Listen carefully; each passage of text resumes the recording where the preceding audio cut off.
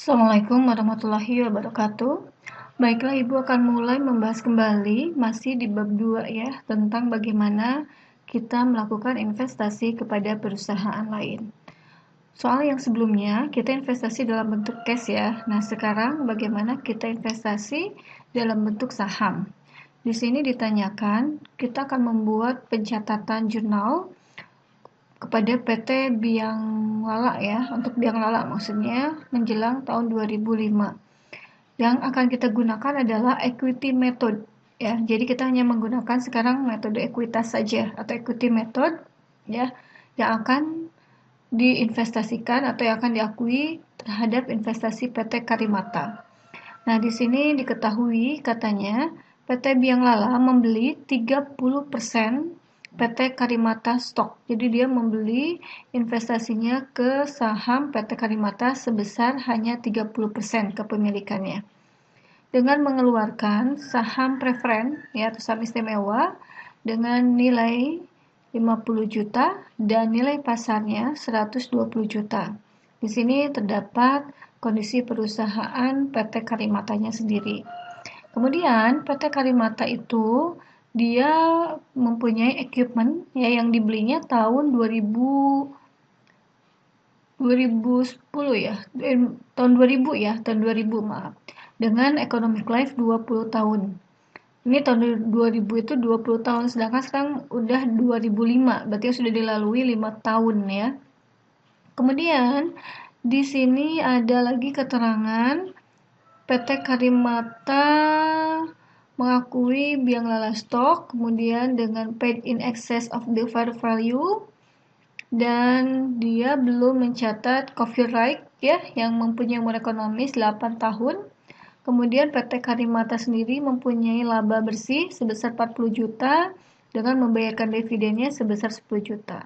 Baiklah, pertama kita akan seperti biasa melakukan pencatatan investasinya sendiri ya. Investasi yang pertama kali berarti untuk kita akan mencatat untuk PT Biang Lala. Nah, berarti kita akan mendebit investment in PT Karimata ya. Berarti investasi di PT Karimata akan bertambah. Kreditnya kita mengeluarkan namanya saham ya, preferred stock. Di sini saham istimewa yang kita keluarkan. Nah, yang akan kita catat waktu awal kita investasinya dalam bentuk saham dengan nilai value-nya 50 juta dan market value-nya atau nilai pasarnya 120 juta.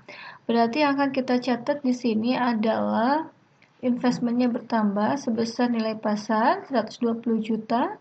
Ini kita catat dalam ribuan saja ya. Dalam ribuan.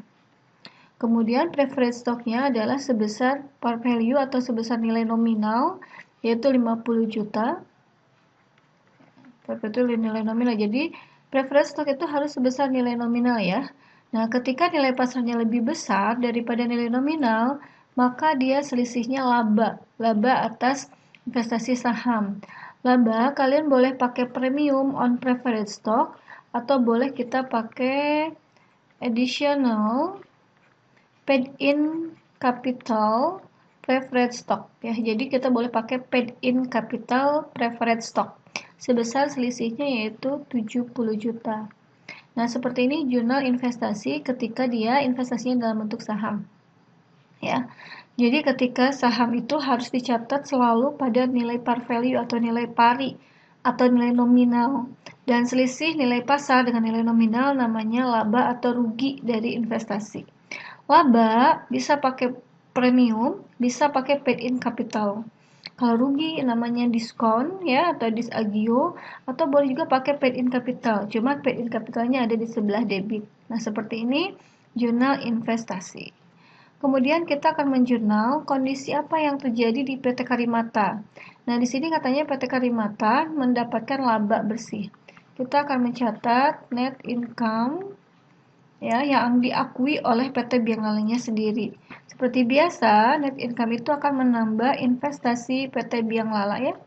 Berarti di debitnya adalah investment PT Biang Lala bertambah di PT Karimata, investment in PT Karimata. Nah, di kreditnya berarti akan menambah income from PT Karimata. Yang kita akui di sini net income-nya kan totalnya 40 juta, tetapi yang kita akui hanya sebesar, ingat ya, kepemilikan. Kepemilikannya itu sebesar 30% dikali 40 juta. Maka akan menghasilkan yang kita akuinya hanya sebesar 12 juta.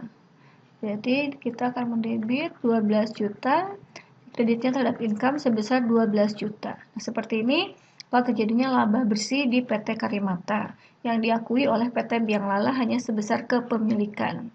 Yang ketiga, PT Karimata akan membayarkan dividen.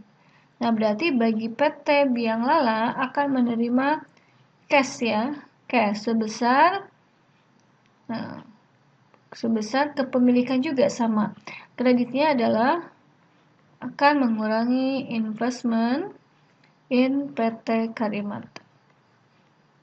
Kalau metode cost ini bukan investment ya, tapi dividend income, pendapatan dividen. Sebesar totalnya berapa? 10 juta ya dividen yang dikeluarkan. Cuman yang kita akui adalah hanya sebesar 30%-nya saja. Maka yang kita akui adalah sebesar 3 juta. Berarti kita catat cash pada investment sebesar 3 juta. Nah, seperti ini kondisi yang terjadi di perusahaan PT Karimata, yaitu pada saat investasi, pada saat laba bersih, dan pada saat pembayaran berarti bagi PT Biang Lala penerimaan dividen. Kemudian di sini ada penyusutan. Penyusutan terhadap building and equipment. Fair value-nya sebesar 360 juta. Sedangkan nilai bukunya yaitu 400 juta dikurangin 100 juta.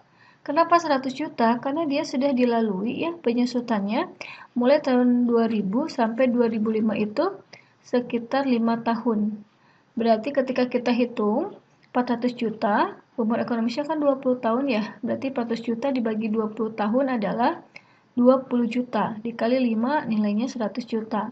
Maka nilai bukunya 400 juta dikurangin 100 juta yaitu sebesar 300 juta.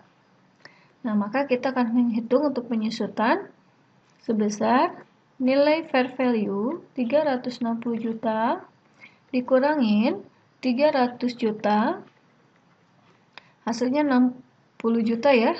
Nah, ini juga sama dikali kepemilikan. Kepemilikannya itu sebesar 30% atau 0,3. Dibagi umur ekonomisnya adalah sisanya, yaitu 15 tahun lagi. Ya. Maka hasilnya sebesar 1.200.000. Nah, kita jurnal, karena ini penyusutan, berarti dia akan mengurangi terhadap net income-nya, laba bersih. Berarti di awalnya di debitnya investment, nah, maka akan dibalikin. Dan kreditnya income, berarti income yang terjadi kredit, jadi di sebelah debit. Income from PT Karimata.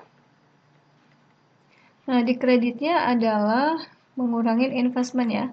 Investment in PT Karimata, yaitu sebesar nilainya 1.200.000. Nah, seperti ini penyusutan untuk building ya. Nah, sekarang kita akan menghitung penyusutan untuk copyright atau yang kita sebut penyusutannya adalah amortisasi. Amortisasi ya. Amortisasi copyright. Cara menghitungnya, berapa nilai investasi ya seperti yang di soal 1 yaitu sebesar 120 juta. Kemudian nilai net assetnya yaitu total aset 200 juta ditambah 360 totalnya 560 juta dikurangin total liabilities 250 juta.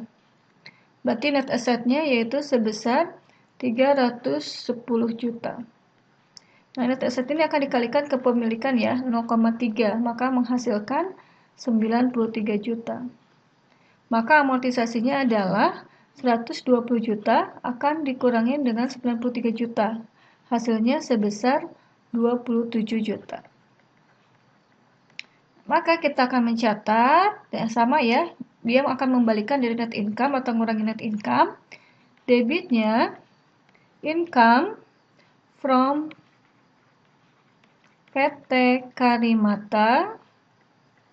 Di kreditnya adalah investment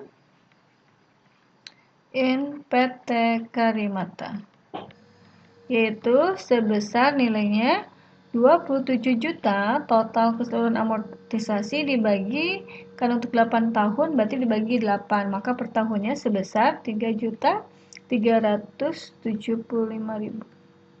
Nah, seperti ini pembahasan soal terakhir di bab 2. Apabila ada yang kurang dipahami, silakan untuk ditanyakan. Terima kasih. Wassalamualaikum warahmatullahi wabarakatuh.